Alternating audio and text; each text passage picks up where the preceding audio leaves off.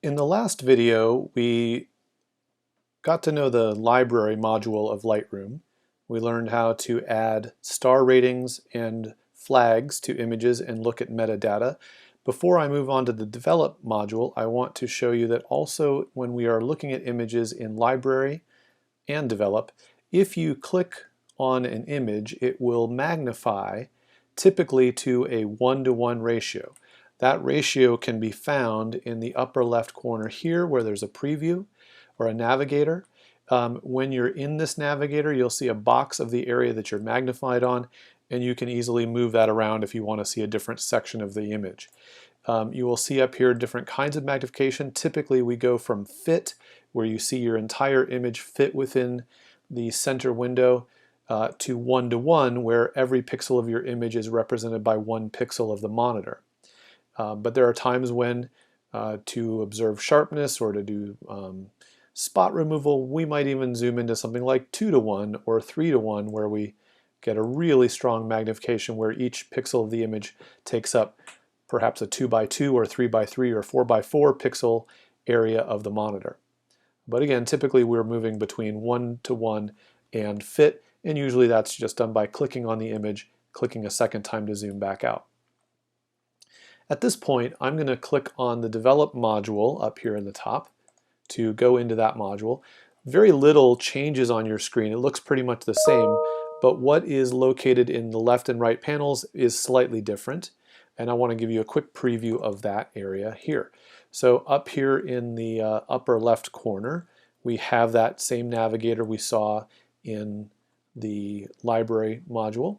Below that is a section called presets. This is a lot of preset filters and things that you can do in Lightroom. I really don't recommend it. I recommend creating your own look, learning how to do these edits in the basic section or the develop module. Below that, snapshots. We're not really getting into snapshots, but that could be like different versions of your image through your history that you want to hold on to refer back to. History, and you'll see I have a couple of steps in history, but essentially I have reset my settings on this image. Any change that you make to your image throughout the whole course of editing it, even if you have closed Lightroom and reopened it, your entire history of editing will be listed in this history panel. If you're familiar at all with Photoshop, you might know that Photoshop only tracks the last 20 or 50 stages of editing that you've done since you have most recently opened the image, not in perpetuity, but Lightroom tracks every edit you ever do to your picture. Below that is a section called collections. We don't have any collections yet, but if you put images into a collection, which is kind of a meta grouping, they will show up there. Zooming back out, we still have our film strip area at the bottom, and then over on the right, something's changed quite a bit. We have a histogram up at the top to see the tonal range of our image. This is a fairly high contrast image, so we have a lot of tones in the shadows and up in the bright highlights, but very little in the middle. Down below that, we have a few tools that we'll eventually get to. There's a crop tool, spot removal, red eye reduction, a graduated filter, a radial filter, and an adjustment brush. These are for doing local selective edits to your picture where you want to change just one area, not the entire thing. Below that, we have a number of sections of adjustment that we can make to the image. I'm going to close them up here so we can see them all at once. Basic has to do mostly with the tonal range of your image and a little bit to do with what is overall called presence. That would be sharpening, or I should say clarity, and texture, vibrance, saturation. And I'll just open that real quick. There are all of those sliders. Oh, I forgot to mention also color balance, white balance up at the top. Tone curve for editing the tonal curve of your image, the range of tones and exposure in your image with a line. HSL color, HSL stands for hue, saturation, luminance. 3 different parameters that we can change about different colors in the image. Split toning is usually used for black and white images, but could be used for color images where we add a color tone to the image on top of the photographic image that would exist in the highlights and in the shadows and perhaps have 2 different tones.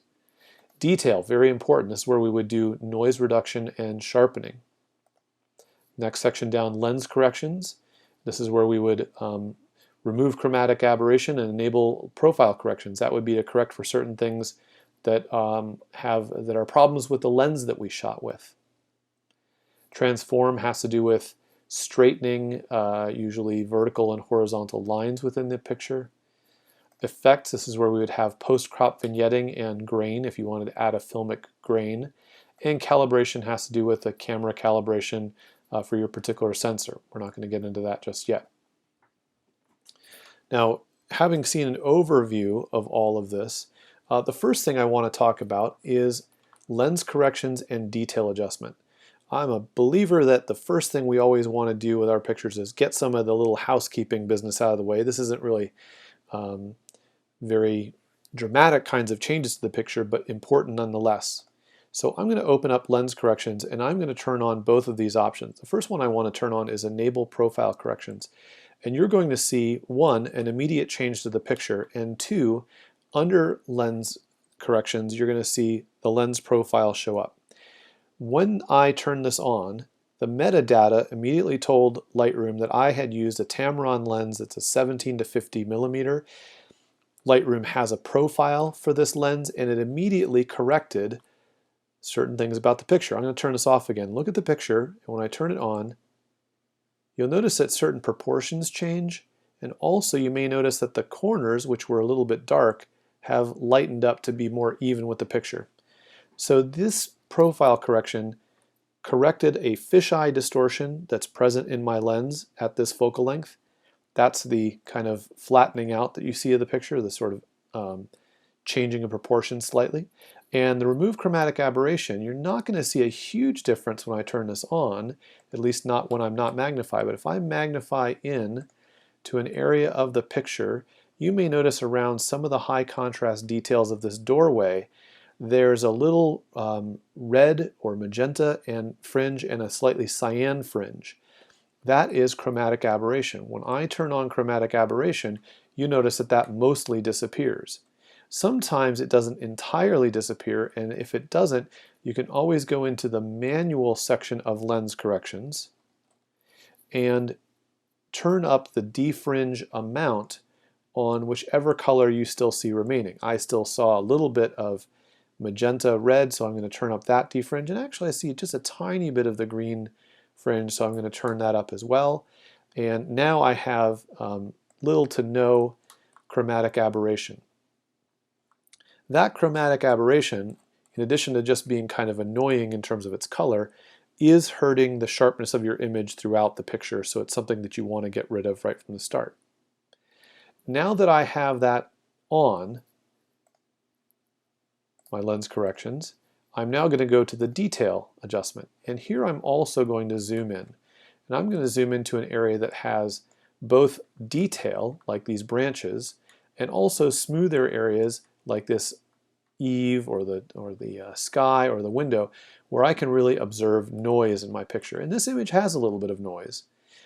I'm going to start by reducing that noise by going to this detail section into the noise reduction area and moving up the luminance slider.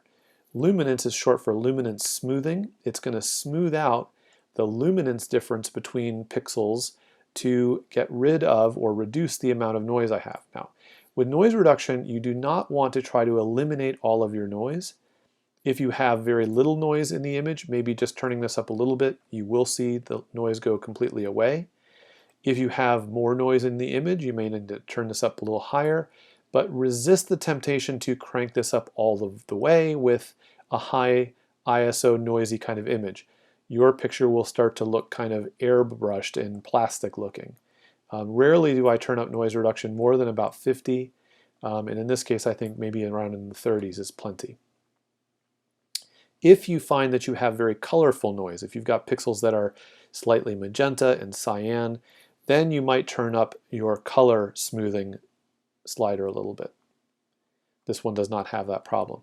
Now while I'm zoomed in, I'm also going to go now to the sharpening. You'll notice that I did this second. I like to reduce the noise first so that I don't end up sharpening that noise. And when I go to sharpening, I'm going to start with this slider called masking. What does masking do? Masking is going to prevent sharpening from happening in smooth, clear areas that don't have detail. It's going to keep the sharpening only in the detailed areas. the first thing I want to do is turn up masking, and when I do it, I hold down the Option key on my keyboard. When I hold down the Option key and now I click on masking, at first everything goes white. Wherever you see white, that's where the sharpening is going to happen, and right now that's everywhere. But as I turn masking up, little by little, the smoother, less detailed areas of my image become darker, and only the detailed areas, the linear edges to things, remain light. So wherever you see white, that's where I'm going to get the sharpening. Wherever you see dark, I'm not going to get sharpening. Then at that point, I'm going to go to the radius and turn the radius down a little bit. You can also hold down the Option key when you do this. This is going to show you how tight to the edges of your details will you get the sharpening, and I like to have the radius a little bit lower. Once I have done that, then I'm going to take the amount of sharpening and turn it up a little bit. Be careful not to turn this up too much. I would say in the 50 to 60 range is plenty. You do want to be zoomed in when you do this. If you are zoomed all the way back out and you turn up the amount until you see a difference, you have done way, way too much. A couple of things that I find are often done wrong by students. One is they have the masking turned all the way up or all the way down. You do not want to have the masking turned all the way up. If you do, you're getting almost no sharpening. If you turn the masking all the way down, you're getting sharpening everywhere, including sharpening your noise.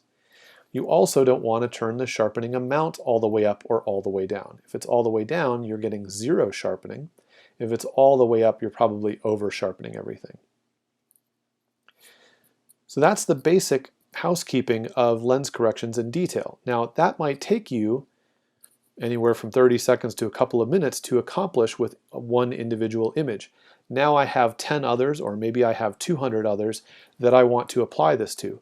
Rather than go image by image and redo that lens corrections and detail every time, instead what I'm going to do is select all of my pictures, and I'm going to do that with Command A.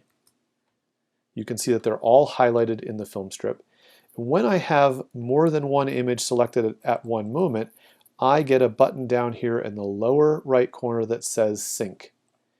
And if I click on this, I can now choose, this is usually all turned on by default, I can choose which of perhaps 40 different options do I want to be synchronized across all of these pictures from the one that I'm currently on. I'm going to start by clicking Check None, and I'm going to turn on just a few of these. I want to synchronize my sharpening. I want to synchronize my noise reduction. I want to synchronize my lens corrections, which includes both the profile corrections and the chromatic aberration. And when I click Sync or Synchronize at the bottom right, that work is done for me instantly across all of my images that I have selected, whether it's 10 or 300. It's done very quickly. Saves me a lot of time. So that's the beginning of the basic section. In the next video, I should say that's the beginning of the develop module. In the next video, we're going to cover the basic section of the develop module and how we can work with our tonal range, color balance, and some presence adjustments.